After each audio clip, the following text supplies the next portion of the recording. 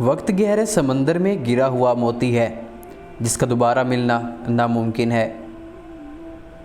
اچھے وقت سے زیادہ اچھا دوست عزیز رکھو، کیونکہ اچھا دوست برے وقت کو بھی اچھا بنا دیتا ہے۔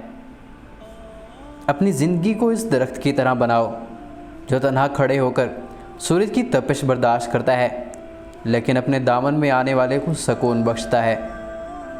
علم ایک ایسا پودا ہے جسے دل و دماغ کی سرزمین میں لگانے سے عقل کے پھل لگتے ہیں۔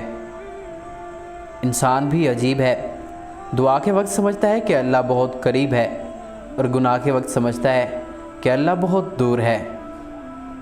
محنتی شخص کے سامنے پہاڑ کنکر اور کاہل انسان کے سامنے کنکر بھی پہاڑ بن جاتا ہے۔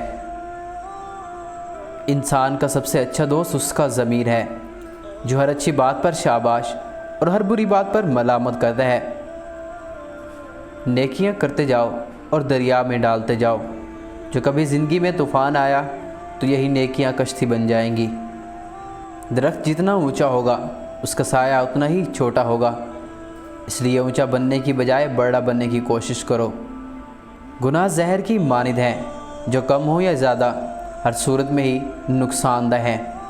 کسی کو اچھے عمل سے دلی خوشی دینا 1000 سجدے کرنے سے بہتر ہے۔ دوست ایک ایسا چور ہوتا ہے جو آنکھوں سے آنسو، چہرے سے پریشانی، دل سے مایوسی اور زندگی سے درد چرا لیتا ہے۔ دولت اور عہدے انسان کو عارضی طور پر بڑا کرتے ہیں، لیکن انسانیت اور اچھا اخلاق انسان کو ہمیشہ بلند درجے پر رکھتا ہے۔ چھوٹی چھوٹی نیکیاں کرنے سے گریز نہ کرو، کیونکہ کڑکتی دھوپ میں ابر کا ایک ٹکڑا بھی ابر رحمت ثابت ہوتا ہے، چاہے وہ برسے یا نہ برسے۔